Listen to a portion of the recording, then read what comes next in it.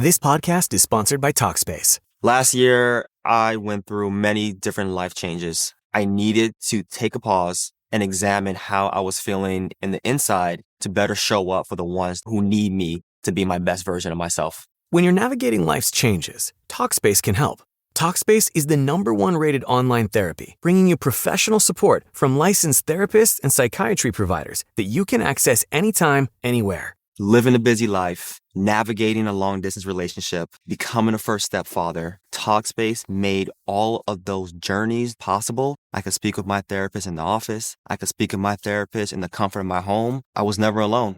Talkspace works with most major insurers, and most insured members have a $0 copay. No insurance, no problem. Now get $80 off your first month with promo code SPACE80 when you go to Talkspace.com. Match with a licensed therapist today at Talkspace.com. Save $80 with code SPACE80 at Talkspace.com. You weren't put here to live in the shadows of life. To exist beyond the sun's grasp, to stay on the outside, looking in. No, you weren't put here to live in the shadows of life. It's important to remember the difference between now and forever, the distinction between today and tomorrow, because from time to time they look deceptively similar. Especially when we inevitably find ourselves in the darkest of times. When despite our best efforts, our world is reduced to shadows, void of hope. When tomorrow and today have merged into one endless entity, it always seems to be in these times that we forget that right now is just a moment. Not an assigned permanence, but a bridge to something great. As Viktor Frankl says, if there is meaning in life at all, then there must be meaning in suffering. We all suffer, we all hurt, we all go through periods of time where we can't see or hear or feel anything beyond the darkness we find ourselves in, but it's there. Darkness cannot be defined without light. It's in the definition. Darkness is a partial or total absence of light. They need each other, darkness and light. The one thing that can bring darkness to its knees is out there, everywhere, all around it.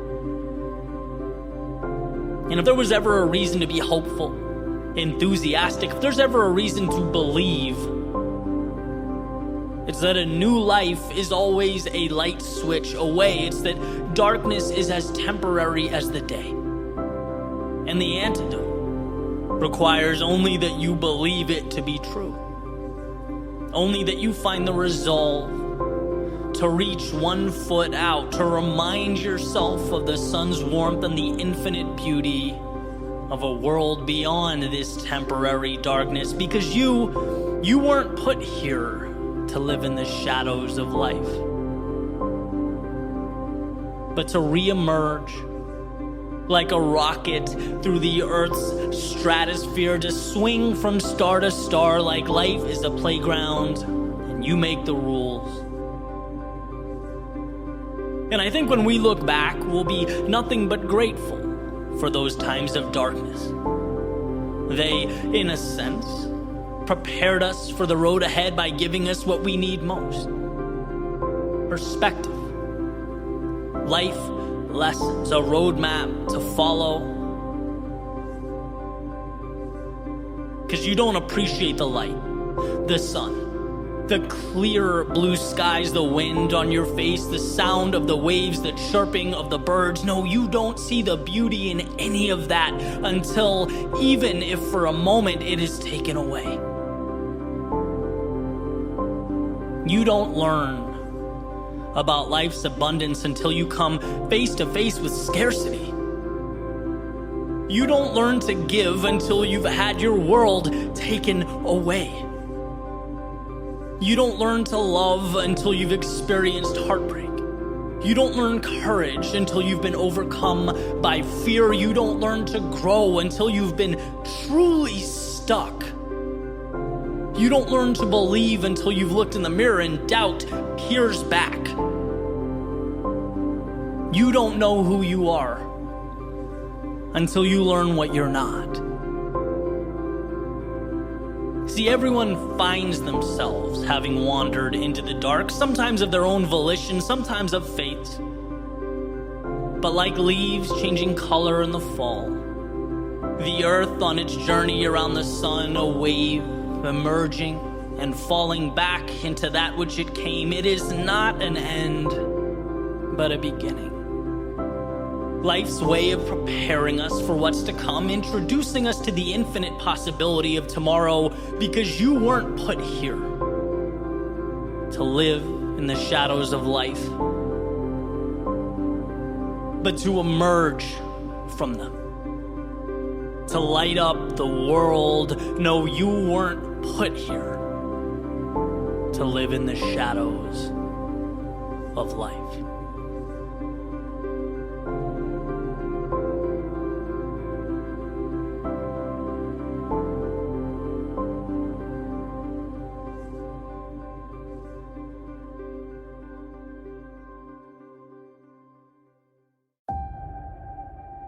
When the ground beneath us shakes, we crave stability. When the heavens open up and rain pours down, we run for shelter. When life presents us with vagueness, with flashes of possibility, we long for mastery. It's more instinct than anything else. But could it be that that instinct that we run to like moths to a flame is leading us astray, that it doesn't have our best interests at heart? Could it be that we're so worried about protecting and maintaining an acceptable image for the world that we forget to build something internally that's worth protecting? What if that shaking is what brings down the foundations that held us back? What if that rain washes away the limits of yesterday as we evolve into something more? And what if those flashes of possibility require of us not mastery, no, not yet, but a willingness to be the fool? And what if that willingness isn't an unfortunate dead end, but a beginning? In one of his lectures at the University of Toronto, Jordan Peterson said, if you are not willing to be a fool, you can't be a master. In the cycle that is self-discovery, that is growth, we have to at some point step into an arena that's foreign to us, that we don't yet understand. We have to be willing to operate with inadequate resources, trusting that, they'll be picked up along the way. And that's a lot to take in. It's painful to know that others are going to have knowledge and skills and competencies that you won't. That you'll willingly inject yourself into the bottom of some hierarchy with nothing more than aspirations. But that willingness is your vehicle. And what's clear is that everyone wants the moon, but very few people have the courage to start constructing that spaceship. Very few have the courage to be the student. That's why our inclination is to quit when we can't snap our fingers and magically be on our way, when we can't leap past that wandering around the unknowns. The reality is, we have to fight, to scrap, to obtain that sense of belonging in a particular competency. And just talking about it brings me back. It's an obstacle that we all face. It's super real to me. I remember being featured on a podcast where the host literally asked me, why should I listen to what you have to say? Right? Like, who are you? Why are you road mapping your journey? Right? I remember fighting for relevance in an area in which, at the time I knew almost nothing about. And I love how Peterson articulates this battle. He says at some point, you'll want to make a change and you'll feel like an imposter. And guess what? You are. But you have to be. You'll ultimately feel worse if you don't do it. That's imposter syndrome. Feeling like a stranger in your own body. And guess what? It's not wrong. It's just a beginning. I like explaining it like jumping into a cold pool. Feels uncomfortable at first. It feels out of place, but then things normalize. They become comfortable. And what's the other option? To fear that minute of discomfort and never jump in? It's what we need to tell ourselves when we want something, but the climb seems too steep, right? That climb is manageable. You'll acclimate. The adversary's pushing beyond that fear of starting anew, taking your limited understanding, bringing it to the base of that mountain, a new Goliath, and looking up with confidence. And the question is, can you be foolish enough to do that? And once you've made that ceiling your next floor, will you be foolish enough to do it again and again and again? And breaking through that fear, knowing that stumbling around for a period of time doesn't kill you, it's required. It's the inability to show weakness or appear vulnerable. That's what chips away at you for a lifetime. If you want more, immerse yourself in that cycle of mastery. Start at the bottom and ascend. And when you approach the top, separate yourself and find another ceiling to chase. Replant a seed. Play the role of the fool again. This is the formula for growth, for prosperity, for fulfillment. This is the pathway to anything of substance. You take your L's, you embrace your critics, you swallow your pride, and move towards a tomorrow that far exceeds today. As your reality changes, your perception changes, the company you keep changes, you'll start to see that what's around you is made by people who are willing to fail and fail often. Our world is one devised by those who could put pride on hold. By those who were humble enough to crawl through the unknown long before they ran anything. Who knew that before they played for any title or championship, they must first play the fool.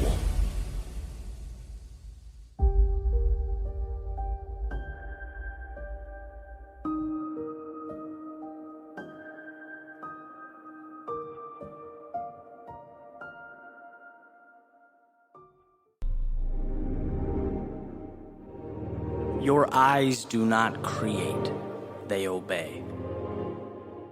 They are projectors that play the stories your mind has written. Messengers, delivering pictures you've already painted.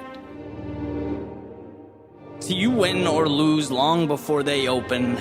Your outcome's decided long before they see a thing. Your outlook is not a reflection of the world around you, it's a reflection of the world within you. And I wonder how we can be so lucky as to have the opportunity to literally create our own reality, yet we position ourselves so that we're disadvantaged. We act as though the wake of the boat is more powerful than the wheel that steers it. We remind ourselves of the obstacles, instead of reassuring ourselves that we possess the ability to get around anything and everything that stops us. If we can create our own landscapes, why insert storms? If we can define our own rules, why penalize our progress? If we're capable of feats beyond our wildest dreams, why do we instruct our eyes to see stop signs? Your eyes long to see the world as it was meant to be seen. With its color, its fullness, its beauty, its perfection. Why not give them permission? See, there is no use for the negative. The downside brings you nothing. There is no value to be obtained or acquired from what doesn't push you. The solution is simple. If it doesn't make you stronger, let your eyes see beyond it. Refocus, re-examine, because I promise you the answers you need are in the same frame as the things that hold you back. The problems, they are the solutions. The opportunities, they are the risk. Life is that portrait, but it is entirely open to interpretation. See, the same people that see beauty, that find magnificence, they will always see it. They will always find it. In the downtimes, the winter periods of life, they'll feel it during the days when we look up and we wonder how in the hell these dots connect. They will run towards the chaos, find answers while others see what's not there.